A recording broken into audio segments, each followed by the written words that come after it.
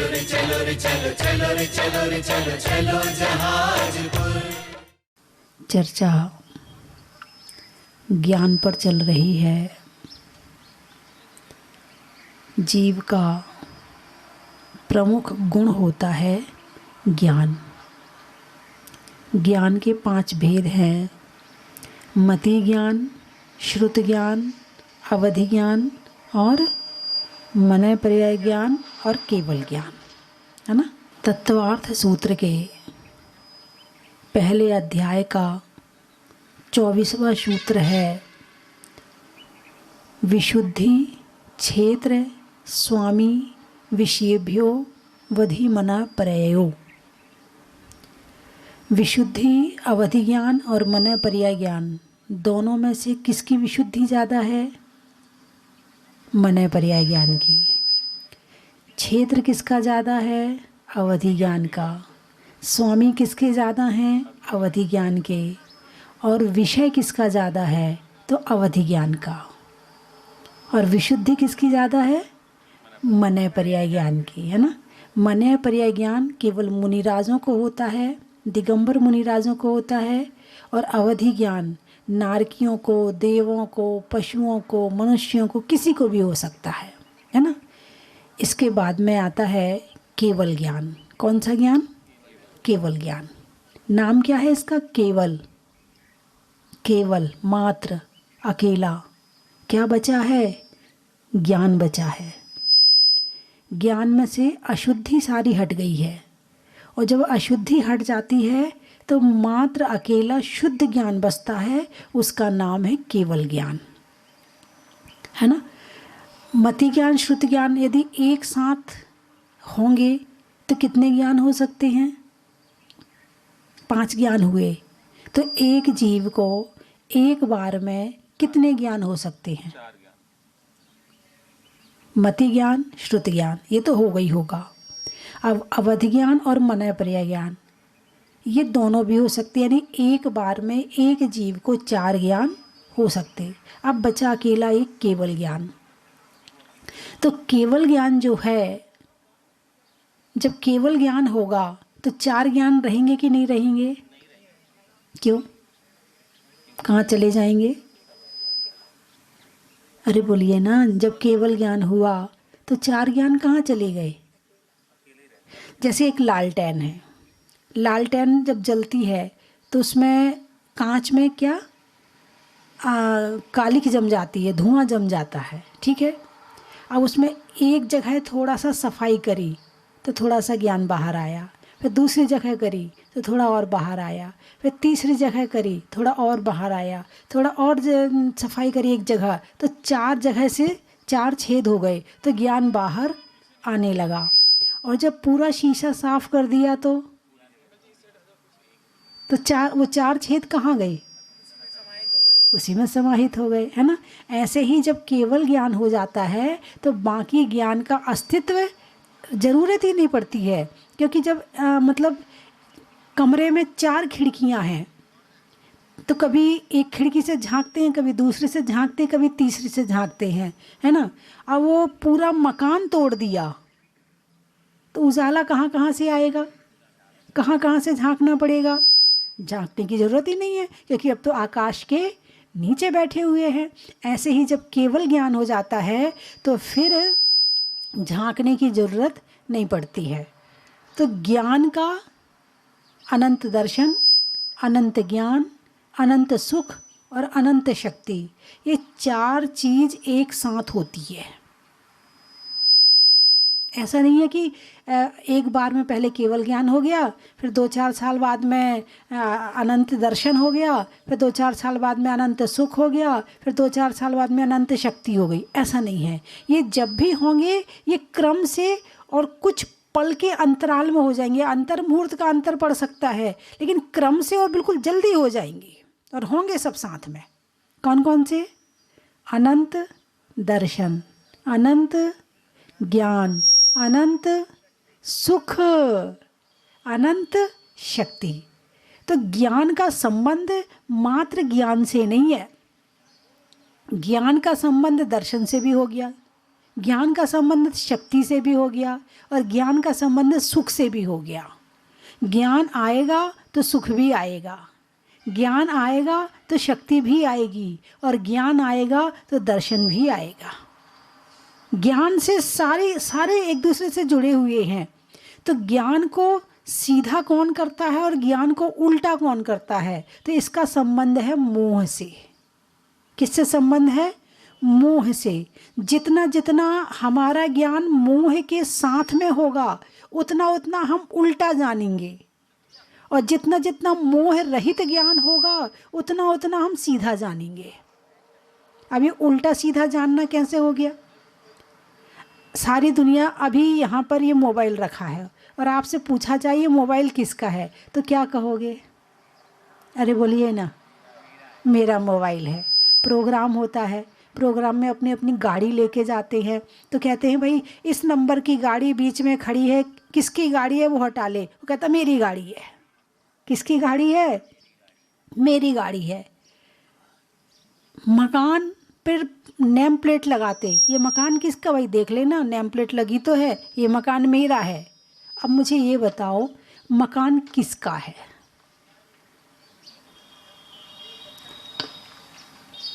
मकान किसका है? अरे बोलिए ना।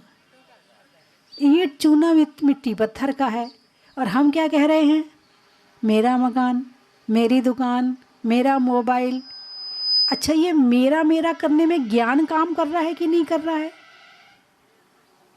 ज्ञान, बिना ज्ञान के कैसे जानोगे कि ये मेरा है? बिना ज्ञान के कैसे पता चलेगा? हम एक क्षण भी बिना ज्ञान के नहीं रहते हैं। ज्ञान और आत्मा अविनाभावी संबंध है। जैसे अग्नि का और ताप का संबंध है। अग्नि की यदि व्याख्या करनी होगी तो कैसे करोगे? अग्नि की व्याख्या करेंगे तो क्या? भाई अग्नि गर्म होती है। अग्नि कौन से रंग की होती है? 5 रंग की होती है। अग्नि के कितने कलर हैं? आपको कोई नहीं माता जी, अग्नि पीले रंग की होती है। अरे नहीं, अग्नि के 5 रंग है।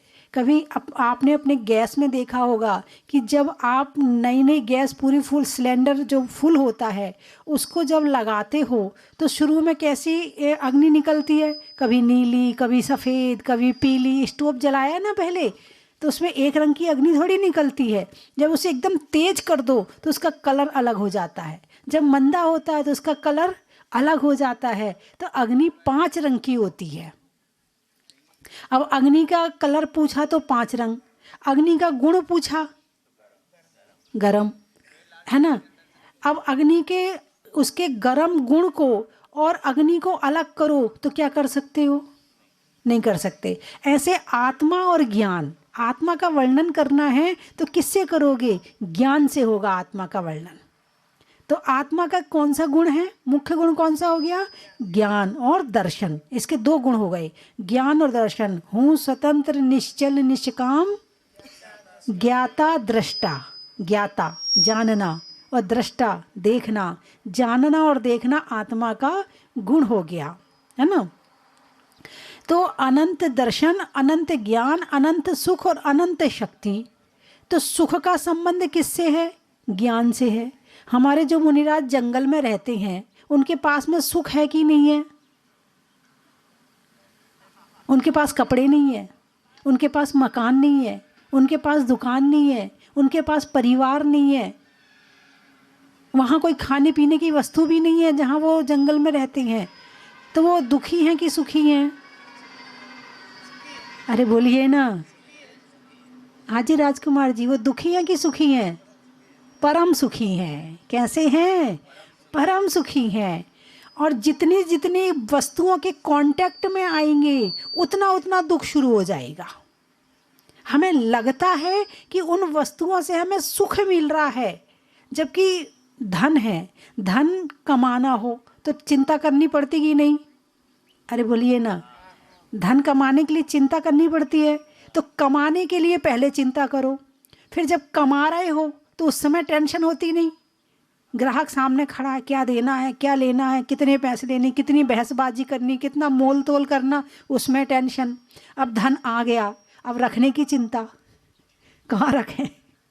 हैं, ज़्यादा आ गया तो इनकम टैक्स वालों की चिंता, आ ना जाए, ये कहाँ रखना है, कैसे संभालना है, सारी चीज़ें। यानी जो वस्तु है उसका कांटेक्ट होते ही चिंता और दुख शुरू हो जाता है। लेकिन मोह कहता है नहीं, मज़ा आ रहा है, अच्छा लग रहा है। कौन कह रहा है? मोह कह रहा है। ये मोह हमारे ज्ञान को उल्टा करता है। मिथ्यात्व, इसे क्या कहते हैं? मिथ्यात्व। मिथ्यात्व उल्टा कर देता है, और मिथ्यात्व जब जाता है तो सम्यक दर्शन होता है, तो वो सीधा कर देता है। स्वा को स्वा देखता है और पर को पर देखता है। ये दुनिया तो वही रहती है, मकान, दुकान, घर, सब कुछ वही होता है, लेकिन देखने का नज़रिया चेंज हो जाता है, विचार चेंज हो जाते हैं और जीवन में परिवर्तन आने लगता है। तो सुख का संबंध ज्ञान से है और दुख का संबंध मिथ्यात्व से है, मोह से है, अज्ञान से है। तो जो मिथ्यात्व के 5 भेद हैं, विपरीत, एकांत, विनय के, संशय, अज्ञान, कुनय के, है ना। तो उसमें एक अज्ञान मिथ्यात्व भी है। तो जो ज्ञानावरण संबंधी अज्ञान, यदि किसी के भाई बच्चे को याद नहीं होता है, किसी बच्चे को जल्दी बात समझ में नहीं आती है, तो उससे किसी से पूछे भाई क्या बात है, क्यों इसको ऐसा होता, बोले ऐसा इसका ज्ञानावरणी कर्म का उदय चल रहा है। ठीक है, एक तो अज्ञान, ये ज्ञानावरण संबंधी अज्ञान हो गया, और एक अज्ञान उसे समझ में तो बहुत आती है मगर उल्टी समझ में आती है, ये मिथ्यात्व संबंधी अज्ञान हो गया। समझ में तो पूरी आती है, नजरें तो बहुत तेज हैं मगर देखता पीला है। नजरें तो बहुत तेज हैं, दूर तक देख लेता, मगर देखता पीला है, और दिखता कम है, दूर तक नहीं देख पाता, तो उसकी नजरें कमजोर है। तो दोनों में अंतर है कि नहीं? बस ऐसे ही मिथ्यात्व में और ज्ञानावरण में, मोह में और ज्ञानावरण में ये अंतर पड़ जाता है। तो ज्ञान का संबंध किससे है? मोह से। जैसे जैसे मोह कम, वैसे वैसे ज्ञान बढ़ेगा, और जैसे जैसे मोह बढ़ेगा वैसे वैसे अज्ञान बढ़ेगा, दुख बढ़ेगा, परेशानियां बढ़ेंगी, संघर्ष बढ़ेगा। एक व्यक्ति के यहाँ उसके बेटे की मृत्यु हो गई, तो उसने 12 भावना पढ़नी शुरू कर दी। राजा राणा छत्रपति, हाथिन के असवार, मरना सभी को एक दिन, अपनी अपनी बार। अब लोग कहें पागल हो गया, इसका दिमाग खराब हो गया, सामने तो बेटे की अर्थी पड़ी है, रो तो रहा नहीं है, और राजा राणा छत्रपति पढ़ रहा है। वास्तव में बताओ, वो पागल हुआ या ज्ञानी हुआ? अरे बोलिए ना, ज्ञानी हुआ। तो मैं राजा राणा छत्रपति की विनती तो आती है मगर उसका आचरण नहीं आता है। एक होता मुख से पढ़ना और एक होता है जीवन से पढ़ना। तो मुख से पढ़ना तो आता है लेकिन जीवन से पढ़ना नहीं आता। जैसे एक तोता होता है, तोता राम राम राम राम करता, हम सोचते वाह क्या बात है, ये तोता तो बड़ा धर्मात्मा हो गया है, देखो राम राम बोल रहा। उसे पता ही नहीं है ये राम है कौन, वो तो केवल शब्दों से जानता है। तुमने कहा राम राम बोल तो उसने राम राम बोल दिया, तुमने कहा श्याम श्याम बोल तो उसने श्याम श्याम बोल दिया। उसे पता ही नहीं है श्याम है कौन, उसे राम का पता ही नहीं है। ऐसी राजा राणा छत्रपति की विनती तो पढ़ ली, सारी सब कुछ चौपाइयाँ याद कर ली, सब याद कर ली, मगर आचरण में नहीं आई। वो एक तोता की कहानी आपने तो सुनी है, बचपन में पढ़ी भी है, कई बार सुनाई भी है, कि वो जो कहानी है कि एक तोता, बहुत सारे तोते थे, तो एक व्यक्ति ने सोचा इन मनुष्यों को पढ़ा पढ़ा के थक गया, ये तो ढंग से याद भी नहीं करते और आचरण में भी नहीं उतारते, चलो अब मैं तोतों को पढ़ाऊँगा। तो उसने बहुत सारे तोते इकट्ठे किए और उन्हें पढ़ाना शुरू कर दिया। बोले बहेलिया आएगा, जाल बिछाएगा, दाने का लोभ दिखाएगा, लोभ में फंसना नहीं। अब वो सब सिखा दिया, खूब अच्छे से सिखा दिया। अब वो तोते रोज़ दिन भर एक ही चीज़ गाते, क्या? बहेलिया आएगा, दाना डालेगा, जाल बिछाएगा, दाने के लोभ में फंसना नहीं है। उसने कहा अब ये तो पूरे MA पास हो गए, MA B.Ed हो गए अब तो ये। अब उसने छोड़ दिया सारे तोतों को। सारे तोते जो हैं पेड़ पे जाके बैठ गए, अब बहेलिया आया तो उसकी जब बातें सुनी तोते की तो बोले भाई ये तोते तो हमारे जाल में फंसने वाले नहीं, ये तो ज्ञानी तोते हैं। फिर भी सोचा चलो ट्राई, थोड़ा तो कुछ प्रयास तो करूं, शायद कुछ हो जाए। तो उसने जाल बिछा दिया, दाना डाल दिया। अब एक एक तोता आता जा रहा है, गाना गाता जा रहा है और जाल में फंसता जा रहा है। हैं? एक पिताजी ने अपने बच्चे से कहा बेटा शादी मत करना, बहुत कलेश होता है, बहुत दुखी जीवन हो जाता है, बहुत परेशानियां आती। बोले ठीक है पिताजी, मैं भी अपने बच्चों को यही समझाऊंगा।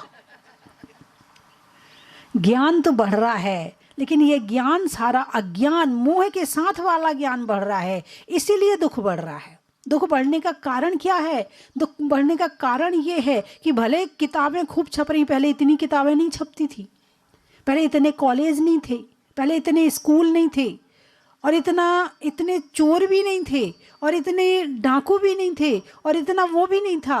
पहले एक सामान्य जीवन था और बड़े आराम से सब जी रहे थे। लेकिन अब स्कूल, कॉलेज, किताबें, प्रिंटिंग प्रेस, ये वो सब बढ़ गए हैं, मगर मिथ्यात्व बढ़ रहा है, अज्ञान बढ़ रहा है, इसलिए दुख बढ़ रहा है। कोई बच्चा 99% लेके आया, बोले मेरा बच्चा तो बहुत होशियार है, लेकिन अब पता है कि वो बच्चा कितना होशियार है। अभी तो 99 ला रहा है और बाद में डिप्रेशन में आ जाएगा। तो वो ज्ञान किस काम का जो तुम्हें डिप्रेशन में लेके आ जाए? ज्ञान भले थोड़ा हो मगर प्रैक्टिकल हो, ज्ञान भले हाँ थोड़ा हो, लेकिन श्रद्धा भी थोड़ी हो, लेकिन ऐसी हो कि पक्की हो, छूटे ना वो श्रद्धा। जो श्रद्धा एक बार वो आ गई है तो वो जम जाए, बर्फ की तरह ना हो कि जरा सी गर्मी मिली तो पिघल गई, शीशे की तरह ना हो कि जरा सी चोट लगी तो टूट गई। ऐसी श्रद्धा ना हो, श्रद्धा हो तो पक्की हो, और श्रद्धा के साथ में जो ज्ञान होता है वो ज्ञान पक्का होता है। तो ज्ञान की चर्चा चल रही है, 4 ज्ञान और केवल ज्ञान। अब आप में से आपको 4 चाहिए कि 1 चाहिए? हम आपसे पूछें, आपको 4 ज्ञान चाहिए कि 1 ज्ञान चाहिए? अरे बोलिए ना, 1 ही चाहिए हैं? अच्छा, वैसे तो गिनती में तो 4 ज़्यादा हैं और आप 1 मांगना चाहते हो, क्यों? 1 की जो क्वालिटी है, 1 का जो गुण है, 1 की जो शक्ति है, 1 का जो सुख है, वो दुनिया में सर्वश्रेष्ठ है। मति ज्ञान कितना जानेगा, श्रुत ज्ञान कितना जानेगा, अवधि ज्ञान, मनय पर्याय ज्ञान कितना जानेगा, लेकिन केवल ज्ञान हो गया है तो सकल द्रव्य के गुण अनंत पर्याय अनंता, जाने एक ही काल प्रगट केवल भगवंता। क्या? हाँ, 2 ज्ञान है, 1 नहीं है, 2 ज्ञान है तुम्हारे पास में, वो भी उल्टे वो भी उल्टे सीधे हैं कि नहीं इसका भी नहीं पता है अभी, हैं? अभी कोशिश तो कर रहे हैं, ऐसी बात नहीं है, प्रयास तो चल रहा है उन्हें सीधा करने का, हैं? लगे हुए शास्त्र स्वाध्याय भी करते हैं, प्रवचन भी सुनते हैं। अब प्रवचन क्यों सुनते हैं? अपने ज्ञान को ठीक करने के लिए, और जहाँ ज्ञान ठीक हो जाएगा वहाँ सुख आ जाएगा। यदि सुधारना है तो ज्ञान सुधारो, मोह कम करो। जितना जितना मोह बढ़ेगा उतना उतना दुख बढ़ेगा। तो भगवान जब दीक्षा लेते हैं तो क्या छोड़ा जाता है? अरे बोलिए ना। और मोह छोड़ा तो ज्ञान का क्षेम अपने आप बढ़ जाता है। आपको चमत्कार बतलाऊं इस त्याग का, इस मोह के त्याग का, इस दीक्षा का, इस संयम का, इस साधना का। जब मैं पिछले बार जब मैं दिल्ली से बिहार करके सोनागिर आ रही थी 2010 में, तो रास्ते में एक गांव में एक मुनिराज मिले, 2 मुनिराज थे साथ में, वो मिले। तो उन्होंने अपना चमत्कार बतलाया। बोले माता जी मुझे 16 नंबर का चश्मा लगता था। मुनिराज ने क्या बतलाया? 16 नंबर का चश्मा लगता था, और मैं चश्मा के बिना, मतलब सो के उठता था तो सबसे पहले चश्मा चाहिए, उसके बिना मैं एक कदम भी नहीं रख सकता था। फिर मेरे भाव हुए कि मुझे दीक्षा लेनी है। तो घर वालों ने कहा तुम्हारी आँखें तो ठीक है नहीं है, 16 नंबर का तो तुम चश्मा लगाते हो और तुम दीक्षा लेने की बात कर रहे हो। तो उन्होंने कहा भाई मेरे भाव दीक्षा लेने के हो रहे हैं तो मैं लूँगा, भले चश्मा लगा के लूँ, लेकिन मैं दीक्षा के भाव में अपने पीछे नहीं होने दूंगा, क्योंकि अगले जन्म में कहाँ रहूँ, कैसा रहूँ, क्या पता है, वहाँ ले पाऊँ ना ले पाऊँ। अभी भाव बने हैं तो अभी तो मैं लूँगा ही लूँगा। उन्होंने सबकी बात को ठुकरा के और उन्होंने दीक्षा ले ली। दीक्षा लेने के बाद कुछ दिनों के 1-2 महीने बाद वो पढ़ रहे थे, तो उन्हें अक्षर नहीं दिख रहे थे। बोले क्या बात है, आज अक्षर नहीं दिख रहे हैं। 16 नंबर के चश्मे में उन्हें अक्षर नज़र नहीं आ रहे थे। तो उन्होंने फिर अक्षर चश्मा उतारा, फिर पढ़ा तो उन्हें साफ साफ दिखने लगा। बोले ये क्या हुआ, पहले तो चश्मे के बिना नहीं दिखता था, अब चश्मा लगा रहा हूँ तो नहीं दिख रहा और बिना चश्मे के दिखता है। और उनका चश्मा उतर गया। ये दीक्षा का चमत्कार है। क्यों? जैसे जैसे मोह कम हुआ तो कर्म कम हुए, क्योंकि अशुभ कर्म किससे बंधन ज़्यादा होता है? मोह से। जितना मोह ज़्यादा होता है उतना पाप ज़्यादा आता है, और जितना पाप ज़्यादा आता है उतनी बीमारियां ज़्यादा होती हैं, उतना शरीर का क्षयोपशम, उतना शक्ति का क्षयोपशम, उतना ज्ञान का सब कम होता जाता है जितना जितना मोह ज़्यादा होगा। तो मैं अपना बताऊं, जब मैंने दीक्षा ली तो मेरा जो वज़न था वो 40 किलो था। हाँ, और उस समय जब मैं अष्टमी और चतुर्दशी को एक आसन करती थी तो सुबह मेरे से चला नहीं जाता था, सुबह मेरे से उठा नहीं जाता था।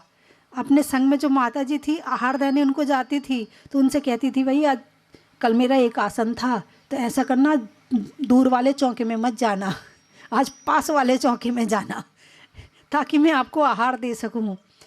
फिर जब दीक्षा का चर्चा हुई, दीक्षा लेने की बात हुई, तो माता जी ने कहा दीक्षा ले लो। मैंने कहा नहीं मेरे से नहीं होगी भाई दीक्षा लेना, मैं नहीं ले पाऊँगी दीक्षा। बोले नहीं ले लो। तो वो बार बार मुझे प्रेरणा करती कि दीक्षा ले लो दीक्षा ले लो। तो मैंने कहा एक आसन करके मुझसे सुबह चला तो जाता नहीं है, फिर इतना बिहार करना पड़ेगा, कैसे करूँगी मैं बिहार। तो मैंने मना किया, लेकिन उनने ज़्यादा प्रेरणा करी। तो जब कोई प्रेरणा ज़्यादा करता तो मैं वो काम कर लेती हूँ, ज़्यादा मना नहीं करती। ठीक है अब आप कह रही हो तो दीक्षा ले लेती, ज़्यादा क्या होगा, समाधि होगी और क्या होगा, हो जाएगी, कोई दिक्कत नहीं, आप कह रही हो तो ले लेती हूँ। भाव तो मेरे थे, लेकिन शरीर की शक्ति की वजह से कमज़ोर पड़ रही थी मैं। और जब दीक्षा ली तो फिर देखो, कल 12 सुबह चली, दोपहर में चली, अभी चली, और अभी शाम को भी, हो सकता है शाम को भी चलना है। क्या जरूरी है चलना? दिल देखो, शिवपुरी वाले कह रहे चलना ज़रूरी है। ठीक बात है, शिवपुरी जाने के लिए तो चलना ज़रूरी है, जाने शिवपुरी है। हाँ स्थान तो बहुत अच्छा लग रहा है, पहाड़ है, पेड़ है, बहुत अच्छा लग रहा है, मुझे बहुत अच्छा लग रहा है यहाँ पर। मतलब एक जो साधना के लिए और एकांत स्वाध्याय के लिए जो स्थान होना चाहिए, यहाँ तो एक बढ़िया अच्छा कुछ बनाओ ताकि साधु यहाँ 2-4 दिन रहे आकर के। यहाँ 2-4 कमरे ऐसे बनाओ ताकि यहाँ पर हाँ ऐसे जंगल में, नदी के किनारे में, यही स्थान तो साधना के होते हैं। यहीं बैठ के तो सामायिक करी जाती है, यहीं बैठ के तो ध्यान किया जाता है। और ऐसी जगह पर यदि रहे तो और भी आनंद आता है। ये भीड़ भाड़ की जगह तो देखो साधु के हिसाब की मैं खुद मानती हूँ, पहले मुझे नहीं लगता था, लेकिन जब से मैं जहाजपुर में रही हूँ और जहाजपुर में कोरोना के समय रही हूँ, उसके बाद से तो मुझे लगने लगा कि अब भीड़ से थोड़ा दूर रहना चाहिए, अब मुझे एकांत चाहिए। उसके बाद से, कोरोना के बाद से एकांत प्रिय हो गया मेरा, और जितना एकांत मिलता है उतना आनंद आता है। जो स्वाध्याय की स्थिरता, जो ध्यान की स्थिरता, जो और भी चीज़ों की स्थिरता एकांत में ज़्यादा बनती है। जितना संपर्क कम होगा उतने विचार कम होंगे, और जितने विचार कम होंगे उतना हम अपनी तरफ आएंगे और उतनी संयम साधना ज़्यादा होगी। कोरोना के समय तो ऐसा आनंद आया, जहाजपुर में कोई था ही नहीं, बस भगवान। और जब कोरोना समाप्त हुआ और धीरे धीरे लोग आने लगे तो मुझे ये लगा अब ये क्यों आ रहे हैं, अब इनसे मुझे बात करनी पड़ेगी, अब मुझे इनसे बोलना पड़ेगा। मतलब ऐसा हो गया था कि बस उसी में रम जाओ।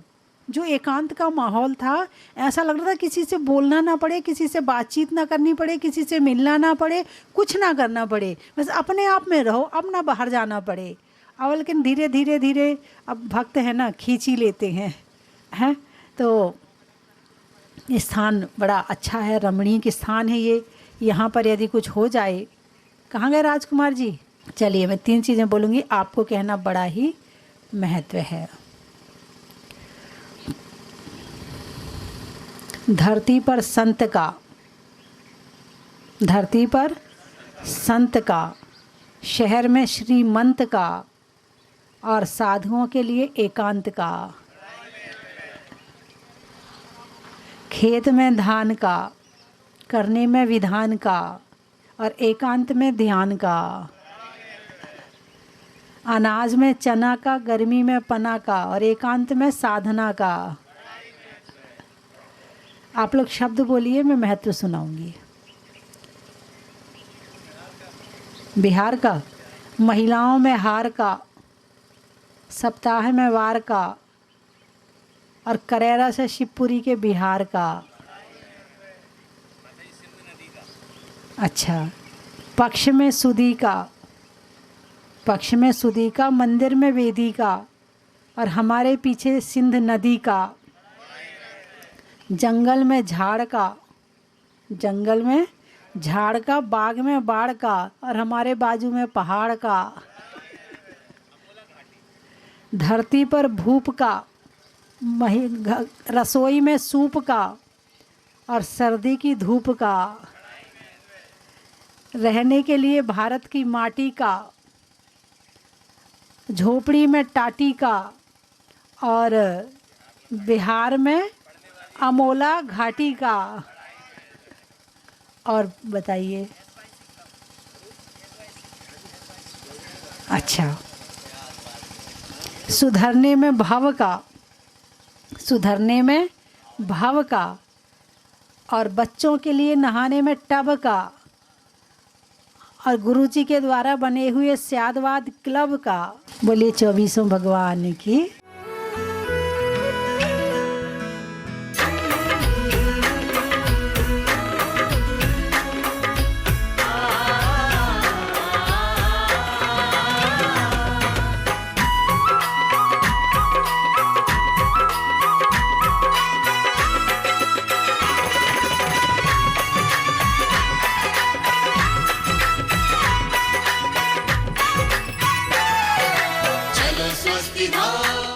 भाव लगते हैं। वो मंदिर की व्यवस्थाएं बहुत अच्छी हैं। सबसे निवेदन है कि एक बार दर्शन करने जरूर आएं। धन्यवाद भैया। सब परिवार, अपने परिवार के साथ सागर से आया हूं और मुझे यहाँ पर आकर बहुत ही प्रसन्नता हुई है। ये चमत्कारिक और अतिशयकारी भगवान मुनि सुव्रतनाथ की प्रतिमा देख के हम सभी बहुत ही हर्षित हैं। यहाँ पे सब चीज़ें बहुत ही सिस्टमेटिक और वेल ऑर्गेनाइज्ड है। Thank you. प्रथम बार यहाँ आने का मौका मिला और ये सौभाग्य भी प्राप्त हुआ है कि भगवान की शांति धारा मुझे देखने को मिली और मैंने कलश करने का मौका मिला। मेरा बहुत बड़ा अहोभाग्य है। इस मंदिर के दर्शन करके मैं बहुत प्रफुल्लित हुआ हूँ और भी आशा करता हूँ कि फ्यूचर में भी कभी आकर के भगवान की शांति धारा करूँगा। मैं पहले भी एक बार आ चुका हूँ जब भगवान श्री पुराने मंदिर में विराजमान थे। आज नए मंदिर में आने का मुझे प्रथम बार सौभाग्य मिला है। मुनि सुव्रतनाथ भगवान के चरणों में बारंबार नमोस्तु नमोस्तु। इतना सुंदर मंदिर आंखों में छा गया है, वर्णन किया नहीं जा सकता। माता जी की ये बहुत बड़ी महिमा और हम लोगों पर ये आशीर्वाद है कि हम सबको ये एक मतलब धरोहर मिली है। इस धरोहर के लिए हम स्वस्ति भूषण माता जी के चरणों में बारंबार वंदन करते हैं, वंदन करते हैं, वंदन करते हैं। और सबको, सभी लोगों को एक बार निवेदन करूंगा कि इस तीर्थ स्थल पर जरूर जरूर से एक बार दर्शन के लिए पधारें और अपने पुण्य का भाग्य जगाएं। वंदामी माता जी, वंदामी माता जी। भगवान की शांति धारा कर जो अनुपम आनंद की प्राप्ति हुई उसका मैं वर्णन नहीं कर सकता। परिणामों में विशुद्धि की उत्कृष्टता का बहुत ही अच्छा स्थान है। मैं तो जहां भी मंदिर में जाता हूं अपने परिणामों की विशुद्धि का साधन ही ढूंढता रहता हूं। यहां पर आकर मुझे परिणामों में इतनी विशुद्धि हुई मैं व्यक्त नहीं कर सकता। जिनेंद्र भगवान की, माता जी की कृपा बनी रहे। इसी भावनाओं के साथ बोलिए मुनिसुब्रतनाथ भगवान की। भगवान की जय। मेरे ऊपर स्वस्ति भूषण माता जी का विशेष आशीर्वाद है। कल लड़के की चैन 2.5 घंटे तक घूमती रही। माता जी के आशीर्वाद से, भगवान के आशीर्वाद से वो चैन मेरे कमरे से ही मिली। 7 समुंदर शाही बनाऊं, सारी पृथ्वी कागज बनाऊं, सारे वृक्षों की लेखनी बनाऊं, जब भी माता जी के ज्ञान का वर्णन लिख ना पाऊं, जब भी माता जी के ज्ञान का वर्णन लिख ना पाऊं। माता जी का जितना वर्णन करूं उतना ही थोड़ा है। बोले 105 स्वस्ति भूषण माता जी की जय। ये भव्य मंदिर बनने के बाद ये हमारी यहाँ पर पहली यात्रा है। इसके पहले जब हम आए थे तब कुछ भी नहीं बना हुआ था, मगर अब इसकी भव्यता को देखते हुए ऐसा लगा है कि सही में ये समोसरण या अपन स्वर्ग की रचना, इस तरीका का मंदिर ये बना हुआ है। मैं स्वस्ति भूषण माता जी को बंदामी करता हूँ, जिनके अथक प्रयास से ये इतना भव्य मंदिर हमारी सोच की कल्पना से भी ऊपर यहाँ पर देखने को मिल रहा है। और मूर्ति तो अपने आप में साक्षात मुनिसुब्रतनाथ भगवान के दर्शन है। इतनी परफेक्ट, इतनी सुंदर, इतनी मनोरम मूर्ति मैंने अपनी लाइफ में किसी भी मंदिर में नहीं देखी है। कि बहुत बहुत मन प्रसन्न हो गया है। ये हमारी पहली यात्रा है, पहली वंदना है यहाँ की। और माता जी ने बहुत ही सुंदर मंदिर बनाया है और हमें बहुत अच्छा अनुभव हुआ है कि आज हमें शांतिधारा की बोली लेने का और शांतिधारा करने का अवसर प्राप्त हुआ। बहुत बहुत धन्यवाद और बहुत बहुत अनुमोदना। पहले भी शुरुआत में आ चुका हूँ और पिछली बार मैं आया था तो निर्माण कार्य चल रहा था, तो उस समय इच्छा हुई थी पूरा तैयार होगा तो आऊँगा। ये पूरा तैयार होने के बाद मैं पहली बार आया हूँ। बहुत ही आनंदित, बहुत अच्छा लग रहा है। मेरी शादी की सालगिरह के उपलक्ष्य में पूरे हम लोग परिवार के साथ है। बहुत बहुत बहुत खुशी हो रही है। बंदामी माता जी, बंदामी माता जी, बंदामी माता जी। मेरा यहाँ पे पहली बार आना हुआ है और जो उपलक्ष्य से आना हुआ है वो आज सिद्ध हो गया। मतलब जब से मेरी इतनी चाह थी मंदिर बना, भगवान जी भूगर्भ से विराजमान हुए कि मुझे दर्शन करने, वो आज मेरी इच्छा बहुत इतने अच्छे से पूरी हुई है कि मैं अपने शब्दों में बयां भी नहीं कर सकती हूँ। और यहाँ का जितना अतिशय सुना था उससे ज़्यादा मैंने देखा है और बहुत अच्छा लगा। यहाँ आके बहुत अच्छा लगा। मेरी आज इच्छा पूरी हुई, उसके लिए मैं भगवान मुझे बार बार आप अपने दर पर बुलाते रहिए। बस यही मनोकामना है कि आपके दर्शन मुझे बार बार मिलते रहे, बार बार मिलते रहे। मैं पहले भी एक बार आ चुका हूँ जब भगवान श्री पुराने मंदिर में विराजमान थे। आज नए मंदिर में आने का मुझे प्रथम बार सौभाग्य मिला है। मुनिसुब्रतनाथ भगवान के चरणों में बारंबार नमोस्तु नमोस्तु। इतना सुंदर मंदिर आंखों में छा गया है, वर्णन किया नहीं जा सकता। माता जी की ये बहुत बड़ी महिमा और हम लोगों पर ये आशीर्वाद है कि हम सबको ये एक मतलब धरोहर मिली है। इस धरोहर के लिए हम स्वस्ति भूषण माता जी के चरणों में बारंबार वंदन करते हैं और सबको, सभी लोगों को एक बार निवेदन करूंगा कि इस तीर्थ स्थल पर जरूर से एक बार दर्शन के लिए पधारें और अपने पुण्य का भाग्य जगाएं। वंदामी माता जी, वंदामी माता जी। जय जिनेंद्र बंधुओं, स्वस्ति धाम आपको बुला रहा है। अवसर आया है मुनिसुब्रतनाथ भगवान के जहाज मंदिर में विराजमान होने के 4 वर्ष पूरे होने के अवसर पर चतुर्थ वार्षिक महामहोत्सव कलशाभिषेक एवं रथ यात्रा महोत्सव का। बंधुओं, परम पूजनीय भारत गौरव गुरु मां गण्यारी का स्वस्ति भूषण माता जी के मंगलमय आशीर्वाद और उनकी संगस्थ चुलिका अरतमती माता जी के सत्संग पावन सानिध्य में आने वाली 6 फरवरी को एक भव्य भजन संध्या का आयोजन यहाँ पर होगा और 7 फरवरी को मुनिसुब्रतनाथ भगवान को जहाज मंदिर की मूल वेदी में विराजमान होने के 4 वर्ष पूरे होने के शुभ अवसर पर सुबह 6:30 बजे से मुनीश्वरनाथ विधान और ठीक 8 बजे से अतिशयकारी बड़े बाबा मुनीश्वरनाथ भगवान का 1008 कलशों से महामस्तकाभिषेक और पूज्य माता जी के मुखारविंद से विशेष रिद्धि मंत्रों के साथ में शांति धारा होगी। और उसके बाद में एक बहुत ही भव्य, सुंदर, अप्रतिम स्वर्ण का भामंडल बनकर के आया है और उसकी स्थापना होगी और एक नवीन छत्र यहाँ पर लगाया जाएगा। बंधुओं, उसके बाद में एक बहुत ही भव्य रथ यात्रा स्वस्ति धाम परिसर में निकाली जाएगी। मैं तो चाहता हूं आप यहां पर आए और इस विशेष दिन विशेष बड़े बाबा का अभिषेक करें, शांति धारा करें। अगर आप नहीं आ सकते हैं तो उस दिन जो शांति धारा होगी आप अपने परिवार की ओर से करवा सकते हैं, जिसकी न्यौछावर राशि मात्र 5100 रुपये है। बंधुओं, आप यहाँ पधारें, आपके लिए आवास एवं भोजन की समुचित व्यवस्था है। धन्यवाद। रतन की थाल को सजाओ रे आज, रत्नों की थाल को भर लाओ रे आज। आओ आओ करे रे गुणगान आरती भगवन की। आओ आओ करे गुणगान आरती भगवन की।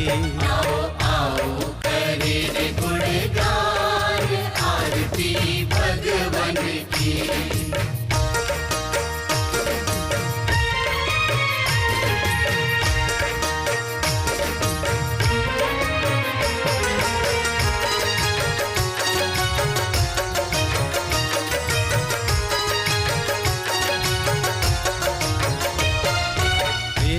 सुमित्र के राज दुलारे, माँ पद्मा जी के नैनों के तारे। पिता सुमित्र के राज दुलारे। अपने इस मानव भव को सफल बनाने का आपके जीवन में आया है अभूतपूर्व अवसर। स्वस्ति धाम प्रणेत्री परम विदुषी लेखिका भारत गौरव आर्यका श्री स्वस्ति भूषण माता जी की पावन प्रेरणा एवं मंगल आशीर्वाद से मध्य प्रदेश की धन्य धरा पर स्थित सिद्ध क्षेत्र सोनागिर के पवित्र पर्वत पर बन रहा है भव्याति भव्य सहस्त्रकूट जिनालय। आप अपने व अपनों के नाम से एक प्रतिमा अथवा एक से अधिक प्रतिमाएं विराजमान कर सहस्त्र पुण्य के भागीदार बने। एक प्रतिमा की न्यौछावर राशि 1,11,000 रुपए मात्र। अपनी स्वीकृति प्रदान करने हेतु दिए गए नंबरों पर शीघ्र संपर्क करें।